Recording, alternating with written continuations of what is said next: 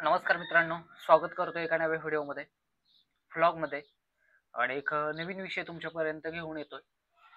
परवा एक व्हिडिओ टाकला होता, शॉर्ट व्हिडिओ होता शेळीपालनाच्या बाबतीत आणि आज असं वाटलं की मोठा व्हिडिओ बनवावा.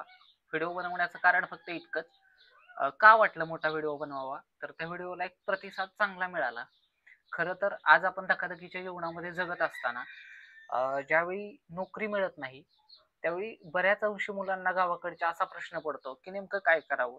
आता बरीचशी लोकं इंडस्ट्रीजमध्ये म्हणजे कंपनी क्षेत्रात जायला लागल्यात हाउसकीपिंग म्हणून आणि जर त्यांचं आय-टी-आय वगैरे असं शिक्षण झालं असलं, तर त्यांना एक थोडाफार चांगला पगार देऊन कामाला ठेवलं जातं.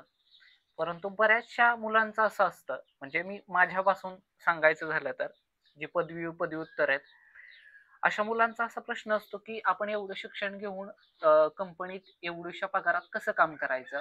आणि त्यावेळी मुलांचा कल हा ह्या गोष्टींकडे वळतो, की गोट फार्मिंग म्हणजे शेळीपालन असेल, डेअरी असेल म्हणजे दुग्ध व्यवसाय असेल आणि पोल्ट्री फार्म म्हणजे कुक्कुटपालन अर्थात कोंबडी पालन, ते गावरान असेल किंवा मग बॉयलर असेल. ह्या सगळ्या गोष्टींकडे वळत असताना बऱ्याचशा मुलांना अ, आर्थिक अडचण येते आणि ह्या पैशाच्या अडचणीमुळे ती मुलं तिथंच थांबतात. मित्रांनो, मंडळी आणि मायबाप, फक्त ह्या क्षेत्रांमध्ये उतरणारा फक्त युवक वर्ग नाही, तर बरीचशी अशी लोकं असतात, की आयुष्यात अयशस्वी आहेत. किंबहुना बरीचशी लोकं कंपनीत काम करत असतात. त्यांना असं वाटतं, की हे बंदिस्त जीवन आपल्याला नकोय आणि म्हणून ती पुन्हा ह्या क्षेत्राकडे वळायला बघतात. तर ह्या क्षेत्राकडे वळत असताना बऱ्याचशा वेळी होतं असं, की लोकांची फसवणूक होते.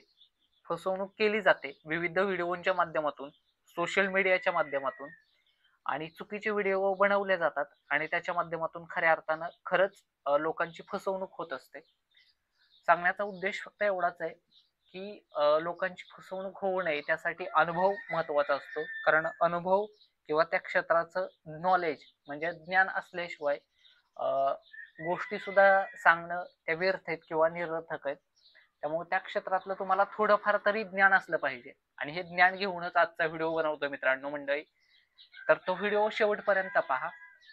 आजचा व्हिडिओ फक्त गोट फार्म म्हणजे शेळीपालनावरती असणार आहे. आता सोशल मीडियावरती आपण पाहतोय, की शेळीपालनामधून कोट्यावधी रुपयांचा बंगला बांधला किंवा लाखो रुपयांची जमीन विकत घेतली. हे सगळं खरं आहे मित्रांनो, खरंही असेल. परंतु ती लोकं त्याच्यामागचं भांडवल काय लागतं, त्याच्यामागचे कष्ट काय आहेत, किंबहुना त्यांचं ते किती वर्षांचा व्यवसाय आहे, हे सांगत नाहीत. आता होतं असं, की एक 30-32 वर्षाचा पोरगा असं सांगतो, की मी शेळीपालनातून कोट्यवधी रुपये कमवले. परंतु तो असं सांगत नाही, की तो त्याच्या बापजाद्याचा व्यवसाय आहे आणि तो कंटिन्यू करतोय म्हणजे पुढे चालवतोय.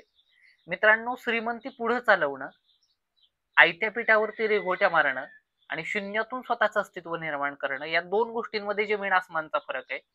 म्हणजे एका शेळीपासून 10 शेळ्या, 10च्या 100 शेळ्या करणं आणि 100 शेळ्यांचा पुढे व्यवसाय चालवणं ह्याच्यामध्ये फार मोठी तफावत असते.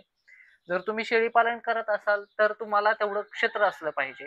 म्हणजे तुम्ही 10 शेळ्या सांभाळत असाल, आता माझ्याकडे 5 शेळ्या आहेत. तर 5 शेळ्या सांभाळत असाल, तर तुमच्याकडे किमान स्वतःचं 1-2 एकर क्षेत्र असलं पाहिजे. आता माझ्याकडे 5 गुरं आणि 5 शेळ्या सांभाळत असताना त्यांना खर्च किती येतो?